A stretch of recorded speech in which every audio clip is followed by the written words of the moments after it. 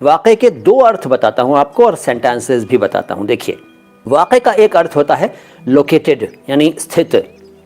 हिंदी में वाक़े लिखने के लिए व आ की मात्रा और क के नीचे बिंदु और ए की मात्रा, वाक़े ऐसे लिख दीजिए, ठीक है। वाक़े, वाक़े का मतलब होता है स्थित, लोकेटेड। जैसे ताजमहल आगरा में वाक़े है, एक तो ये एग्जाम्पल हो गया।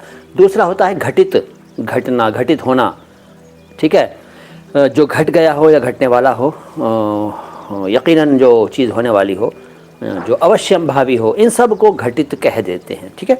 और घटित का मतलब वाक़े। इसका एग्जाम्पल देखिए, अब मैं तुम्हें कुछ ऐसा बताने वाला हूँ जो बहुत जल्द वाक़े होगा। ये एक एग्जाम्पल हो गया, और भी एग्जाम्पल्स हो सकते हैं। लाइक करते चलिए, सब्सक्राइब नहीं किया है चैनल तो सब्सक्राइब भी करते चलिए, और एक कमेंट में एक शब्द पूछिए, चाहे जितने कमेंट्स कीजिए, चाहे जितनी बातें कीजिए, चाहे जितने शब्द पूछिए, लेकिन अलग अलग कमेंट्स में लिखते रहिए, ठीक है।